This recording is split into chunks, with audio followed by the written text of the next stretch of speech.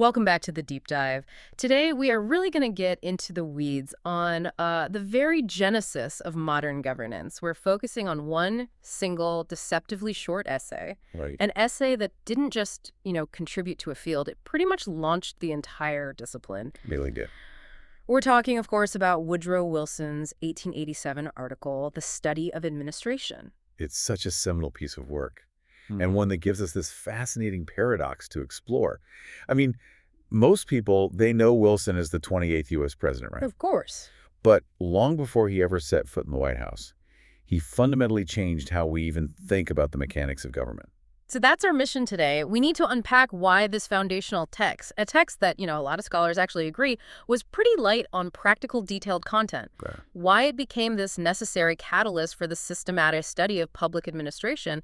It really is the beginning of the whole story, the story of efficiency, accountability, bureaucracy, all of it. It all starts here. That's the goal. I mean, he's commonly known as the father of public administration. That's a huge legacy to build on one essay. But that title, it carries a bit of a nuance, doesn't it? We should probably clarify that right at the start. We absolutely should, because the context really matters here. Wilson is, generally seen as the foundational figure. He's the intellectual father of the subject on a global scale. He was the one who successfully articulated why the field was even necessary, why it was legitimate. Okay, so he's the big picture guy. Exactly. But especially when you're focusing on the U.S. context, you'll often hear another name, Frank J. Goodnow.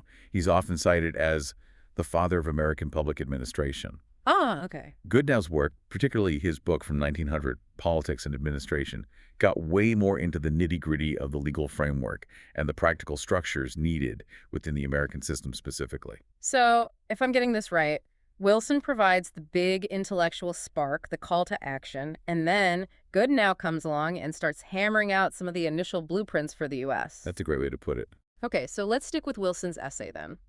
If this single document marks the beginning of a whole massive field like PA, its timing must have been revolutionary. Wilson's core concept, as you said, wasn't super complicated. It was that public administration, what he called government in action, needed serious, dedicated scientific study. That's the absolute key. His central argument was this recognition that, having a beautifully written constitution, a perfect framework for democracy, it just wasn't enough for good governance. It's not enough to have the blueprint. Exactly. Running the government, the operational side, the day-to-day enforcement of law, that required professional knowledge. It wasn't just about having good political will. And this realization, this demand for systematic professionalism, was the real defining moment for the field. Which brings us right to our first puzzle, the paradox.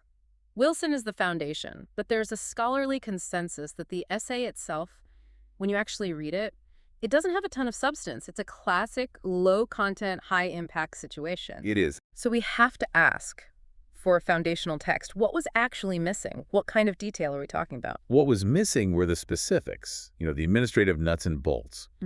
Wilson didn't lay out specific principles of management, like span of control or hierarchy, the kind of things that would come later with the scientific management folks. No how-to guide. Not at all. He didn't offer a detailed analysis of administrative structures. He didn't provide a blueprint for how you should manage or recruit personnel day to day. His essay was a really strong, conceptual declaration of intent, a powerful call to action, but it was absolutely not a user manual for statecraft. And that critique becomes really, really stark when you compare his 1887 essay to earlier attempts at systematizing government. I mean, this wasn't humanity's first go at writing a guide on how to run a state. Oh, not even close. Not by a long shot. Right. To understand just how thin Wilson's essay was on the practical details, you just have to look back a couple of thousand years. Yeah, I mean, think about Kautilya's Arthashastra, written in ancient India around the 3rd or 4th century BC. That text didn't just philosophize about the state. It provided granular, systematic, painstaking detail. Okay, so how granular are we talking here? What's in it? Extremely granular. Kautilya's work covered everything from foreign policy and military strategy to the meticulous organization of internal governance. It detailed rigorous processes for personnel administration. Like what? Like the grading of civil servants, rules for conducting business, specific methods for accounting and public finance. It outlined how to manage state monopolies, how to set up secret service networks, and even precise rules for measurement and tax collection. It was exhaustive. So Cortilli was giving you principles, tools, structures, the whole package, a genuine administrative textbook from ancient times. That's exactly what it was. Kautilya's Arthashastra covered state management in incredible detail. Wilson's essay, by contrast, was a powerful 25-page article saying we should study these things. It just lacked the decades of observation, the historical depth that Kautilya and other earlier texts had. Which brings us back to the main question then. If the essay was so intellectually slim on the specifics, especially compared to its predecessors, how did Wilson earn that father title? It has to be more about the historical moment than the content itself. It was purely about impact. The recognition was earned because the article was what scholars call epochal. Era-changing. Era-changing. It fundamentally redefined the intellectual landscape. Its achievement was profound. First, it successfully staked the claim that the conduct of government was a separate, legitimate field of analysis, totally distinct from the grand philosophical questions of political science. It carved out its own space. It did. And second, it provided this powerful intellectual justification, a call to legitimacy, that allowed reformers and scholars to finally take the field seriously. It wasn't the perfect blueprint, but it was the perfect starting gun. And it was fired at the exact moment the American political system was screaming for reform. And that screaming reform, that's where this whole story shifts from, abstract philosophy to urgent political necessity. Wilson didn't write this essay out of some academic curiosity. This was a direct intellectual weapon. Yes. It was aimed at fixing a severe, debilitating political crisis. That's where the context becomes everything. I mean, the true driving force behind this 1887 essay was the widespread, crippling corruption and inefficiency that was being generated by the political patronage system. The spoils system. The spoils system. Okay, can we detail for everyone listening exactly how the spoils system worked? Because today, it sounds almost unimaginable. It was endemic, and it was devastatingly simple. The spoils system, it comes from that phrase, to the victor belong the spoils, and it operated literally like war booty. War booty. Yes. When a new president or a governor or any dominant political party won an election, they would conduct a complete, and I mean complete, sweep of the old administration. Everyone. They would remove every employee possible, from cabinet secretaries all the way down to the local postal workers, the clerks, the mid-level managers, and they would install their own party supporters, regardless of whether those people had a single qualification for the job. So every 4 years, the entire government, all the institutional memory, the technical staff, was just completely purged and replaced with political loyalists. Precisely. Just imagine the chaos. Yeah. And the consequences were, well, they were a mess on so many levels. First, you had widespread corruption. Administrators were loyal only to the party machine that gave them the job, so they'd often demand kickbacks or use their positions for private gain. Of course. Second, pervasive inefficiency. The appointees were usually, unqualified political hacks, so the entire system was unstable, incompetent, and grossly bloated with party cronies. And crucially, the president's actual control over the administration was weak. The winning political party, through its network of jobs, held the real power. And this system was so volatile, it led to the ultimate political tragedy, something that's often forgotten when we talk about the origins of PA. That's right. The volatility was institutionalized, and the breaking point, the absolute breaking point, came with the assassination of President James A. Garfield in 1881. And he was murdered by? He was murdered by a man named Charles Guiteau, who was a disgruntled and mentally unstable office seeker. Yeah. He believed he was owed a diplomatic post because he had supported Garfield's campaign. So an office seeker murdered the sitting president because he felt the spoils system had failed to reward him. That must have been a massive trauma for the American political conscience. It was a national trauma that vividly exposed the absolute danger of this system. It really drove the final nail into the coffin of political patronage, and it catalyzed this huge demand for immediate reform. Wilson saw all this chaos, and he realized that the only durable cure for these political abuses was to professionalize the government workforce. So the goal wasn't just, to make government run a bit better. The goal was political survival. It was about integrity.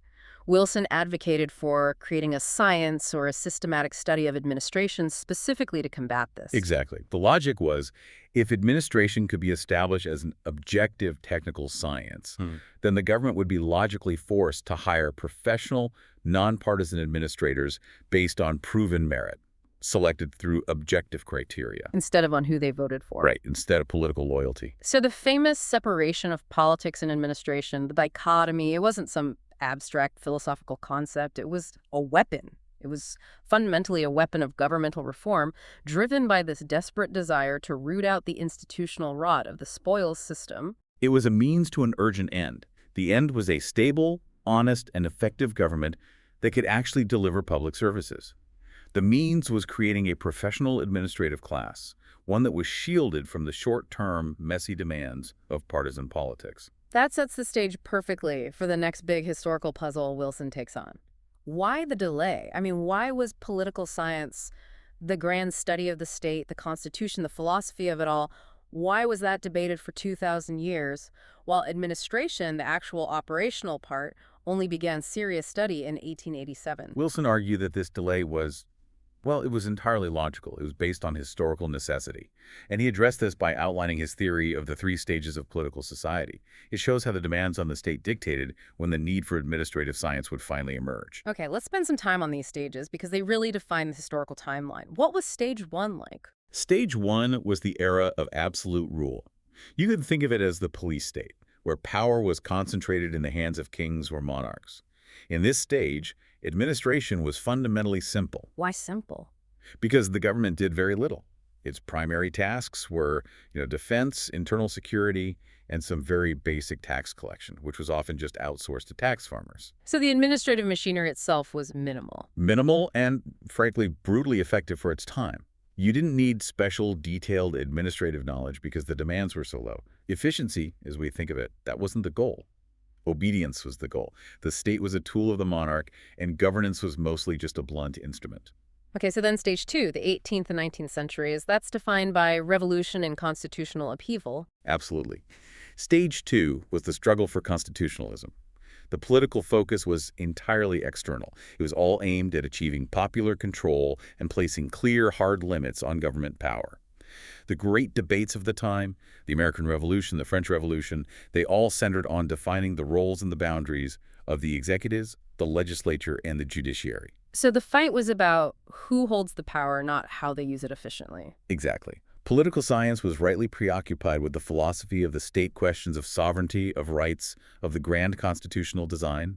The technical mechanics of running the state day to day were completely secondary. They were just overshadowed by this necessity of defining freedom and popular representation. Constitution making was the paramount political task of the age. So if they were successful in stage 2, that logically brings us to stage 3. And that's where we get to popular rule. By Wilson's time, that struggle for constitutionalism had largely succeeded. Citizens were responsible, government was fully accountable to the people. But accountability brings demand. Because the government was now controlled by the populace, the scope, the scale, and the complexity of government functions just exploded. Exploded. Can you give us some tangible examples of what that means? What kind of new functions? Oh, think about the massive upheaval from the Industrial Revolution and rapid urbanization. Suddenly, governments were forced to deal with these huge, intricate problems, building massive infrastructure projects like canals and national railways, Right. regulating burgeoning industries, managing complex public health crises like cholera and smallpox in these dense new cities, establishing mandatory public education systems, and developing advanced financial and customs systems to fund it all. These are problems that an unqualified, patronage-based administrator, they just couldn't handle that. Precisely the crux of the matter. Ad hoc, amateur management was now impossible. The sheer scale and complexity required technical expertise. A systematic scientific approach to policy implementation, a professional public administration, it became a functional necessity. It wasn't born out of philosophy, but out of the successful achievement of popular rule and the demands of a modern industrial society. This imperative is what forced PA to finally emerge as its own critical field of study. And this necessity is what cemented Wilson's most famous and maybe his most heavily criticized idea, the politics-administration dichotomy, the call for a clear separation. Yes, the core thesis of the 1887 essay. Wilson was insistent on a clean separation between the political will, the realm of policy, and the technical execution, the realm of administration. He demanded that administration be kept away from the hurry and struggle of politics, because fundamentally he saw it as an objective, scientific, technical endeavor. And the underlying logic is seductive, right? Politics is chaotic, it's driven by short-term emotional values. Administration should be constant, driven by objective technical facts. It is very seductive, and Wilson captured it perfectly with the phrase, Administrative questions are not political questions. If we break down how he defined the roles, the contrast is really powerful. Let's do it. Okay, so in the realm of politics, the function is policy formulation. This is based on values like maximizing equality or ensuring freedom. It involves winning elections, and it's the job of the statesman, the elected official. Okay. On the other hand, you have administration. Its job is policy implementation. It must be based on objective rules and technical data. It involves selection through merit, and it's the job of the technical official, the career bureaucrat. That sounds like an ideal division of labor. The statesman decides the destination of the ship, and the administrator, the technical crew, figures out the most efficient way to get there, no matter which party is at the helm. In theory, yes. But wait a minute. If the administrator is truly just a technical official, how does that address the vast discretionary power that, agency heads and career bureaucrats have today?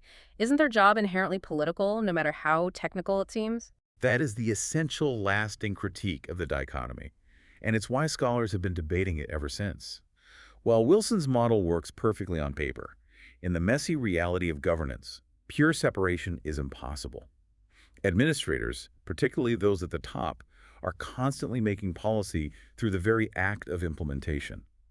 Because the laws are often written so broadly, right? It leaves the technical officials to fill in all the detailed rules and regulations. Exactly. The administrator has to exercise discretion. They have to interpret the law, decide how to allocate resources, and in doing so, they are actively shaping the outcome. And that is a political act. We see this today through concepts like street-level bureaucracy, where frontline officials, police officers, teachers, social workers, they make policy decisions every single time they interact with a citizen. So they're applying rules, but their decisions are inherently value-laden. They have to be. It's the difference between theory and practice. The theory says the implementer is neutral. The practice shows the implementer is constantly adjusting policy based on the on-the-ground political or social reality. So it's not so clean-cut. And we should note, even Wilson himself later realized the challenge here. He didn't rigidly hold this position forever. He later conceded, or you could say he vacillated on his absolute stance. He acknowledged that completely separating administration from political influence, sealing it in that nonpartisan bubble, is not realistic, and maybe not even desirable in a democracy. This inconsistency is a huge point of scholarly debate, but it shows his concept was a starting point, not a perfect final answer. Okay, so moving from the theory of separation to the practical search for solutions. Wilson knew America's system, plagued by the spoils system, was just in its infancy. If he believed administration was a pure science, where was he supposed to get the data to study it? He knew America didn't have the models. Absolutely. And this is where Wilson becomes a foundational figure in another field, comparative public administration. He realized that America couldn't just bootstrap its way to efficient administration alone. The only way forward was to look outward, specifically to Europe, to study existing, highly developed administrative systems. Why had Europe developed this advanced administrative science so much earlier than the U.S.? What was different? The driver was power structure, not democracy. European monarchical and authoritarian states, like Prussia and France, they needed a sophisticated, centralized administration for one simple goal: to maintain a tight, centralized grip on power. They didn't have constitutional constraints forcing decentralization like the U.S. did. That makes perfect sense. Centralization and sophistication were the tools of absolute, continuous rule. Precisely. They needed highly effective civil services to maintain vast standing armies, to collect complex taxes across wide territories, and to manage populations efficiently. The Prussian civil service, for example, developed rigorous meritocratic examinations and tenure systems way earlier than the U.S., simply because the Kaiser needed a competent, loyal administrative class to keep the state running.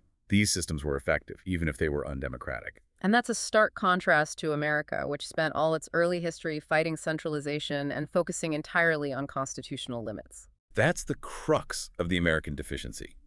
America developed under this democratic framework, and every ounce of political energy was dedicated to defining and limiting authority through the Constitution. The result was that every failure, every malady of the state, was mistakenly blamed on a flaw in the Constitution.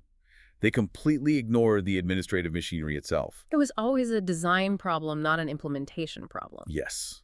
And this obsessive focus on the grand design left the U.S. administrative system woefully underdeveloped and totally vulnerable to corruption. And this brings us back to that powerful Wilson quote, the one that really shifts the entire focus of political thought. Yes. It is difficult to run a constitution than to frame a constitution. It's perhaps his most lasting, concise insight. He argued that the paper challenge, writing down the roles of the three branches, that's the easier task. The infinitely harder daily challenge is the grind of operationalizing that authority, of putting the law into action efficiently and effectively every single day. That is a true measure of a state's success. So an effective, capable administration isn't just a nice feature to have. Wilson saw it as a prerequisite. Without it, the greatest constitution is just a beautiful, defunct piece of philosophy. Precisely. The execution determines the reality. If you have a beautiful constitutional framework, but your government machinery is slow, corrupt, and inefficient, the state fails to deliver services, and public trust just collapses. Wilson concluded that America had to study Europe to see how successful operational machinery worked. But studying authoritarian models, that must have led to immediate alarm in the U.S. I imagine critics feared that borrowing from monarchies would inevitably lead to America losing its democratic identity. The backlash was intense. American critics argued that importing administrative models developed under kings and emperors would lead to imitations that carried the values of centralization and authoritarianism. They thought it would cause the U.S. to forfeit its unique democratic character. They saw it as contaminating the entire democratic value system. So how did Wilson reassure his deeply wary anti-monarchical audience? How did he argue that learning from Prussia wouldn't turn the U.S. into a monarchy? He offered a really powerful defense based on the objectivity of science. He argued that comparison is a neutral scientific method. You use it to identify similarities and dissimilarities. The goal wasn't to copy foreign systems wholesale, it was selective adaptation. You borrow the good features, the techniques of efficiency, and then you carefully filter and adapt them to make them applicable within the constraints of American democratic values and institutions. And he used that famous analogy to clarify the difference between technique and intent. Yes, the legendary knife analogy. It's brilliant, he declared. If I see a murderous fellow sharpening a knife skillfully, I might borrow his method of sharpening without borrowing his intention to murder. That is a fantastic piece of rhetoric. It completely separates the technical skill from the moral purpose. The message is simple, but it's profound. Technical skills, like organizational charts or personnel exams or budgeting methods, they're neutral tools. You borrow the tools of efficiency, organization, and technical prowess, but you never borrow the underlying values of authoritarianism or despotism. Any lesson you learn must always be filtered through the domestic cultural lens of your own country to make sure it aligns with the Constitution. It's a powerful argument for technical assimilation without ideological contamination. And this whole comparative imperative learning how to sharpen the knife, it brings us full circle to the core philosophy driving Wilson's reforms. To find models of objective efficiency that could replace patronage, he looked not just to European governments, but to the structure of American private enterprise. He really did. He greatly admired private or business administration. The language he used was very direct. His explicit goal was to make government work less unbusinesslike. He saw the private sector as the ideal template for efficiency and resource management. So did he see a philosophical difference between the sectors when it came to just managing resources? Not fundamentally. He viewed the core affairs of public administration and private administration as largely synonymous, at least when it came to management technique. He encapsulated this philosophy by stating, administration is business, and like business, it does not involve itself in the question of politics. For Wilson, management principles like hiring the best person for the job or minimizing waste were universal. It didn't matter if you were manufacturing goods or providing municipal sanitation services. So he was essentially importing the emerging values of scientific management into the public sphere. What were the three foundational values he insisted public administration had to adopt from business administration to achieve this new level of professional governance? These three values are really the bedrock of the field, and they remain the focus of PA study today. They're also called the 3 E's. Wilson insisted PA must adopt, number 1, economy. Frugality. Frugality, yes. Achieving results with the minimum possible cost and avoiding waste. This was crucial for ending the massive financial abuse you saw in the spoil system. Okay, what's number 2? Number 2 is efficiency. This refers to technical skill, achieving maximum output or benefit from the resources you invest. Basically, doing things the right way. And the 3rd. And number 3 is effectiveness. This is all about the outcome, ensuring that the policies and programs actually achieve their intended public goal. doing the right things. Economy, efficiency, effectiveness. That mantra really defines the progressive era's focus on technical expertise, doesn't it? And it all traces back to Wilson's desire to professionalize government by borrowing the best tools of the private sector and advanced European systems. And, critically, adapting them to American democracy. It all connects back to the core challenge, using technical knowledge, learned through objective study, to dismantle the pervasive corruption that had paralyzed American governance. So when we step back and look at the foundation of this massive field, what does this all mean for us today? What's Wilson's most critical legacy? I think his legacy is that he successfully moved public administration from being this secondary philosophical footnote in political theory to being an operational science rooted in a necessary political reform. He forced the American system to stop focusing only on the grand design of the Constitution and start paying serious professional attention to how it governs, not just who governs. Right. But his work leaves us with that enduring tension, the one he himself wrestled with. The tension between the necessary pursuit of technical expertise and efficiency and the imperative to remain fundamentally accountable to democratic values and the Constitution. The pure technician versus the elected statesman. The constant objective rule versus the shifting subjective value. Exactly. We've established that modern governance requires that sharp knife, that technical efficiency. But it must always adhere to its core democratic and constitutional values. And this raises an important question, something for you to think about as you engage with contemporary governance. Yeah. In a world where bureaucracy, data, and technology are increasingly complex and globally intertwined, demanding ever greater technical expertise and business-like efficiency, how far can we push that pursuit of technical speed and proficiency without allowing those core political values, the things that make the system uniquely democratic and accountable, to be sharpened out of existence? That balance, that remains the central defining debate in public administration today.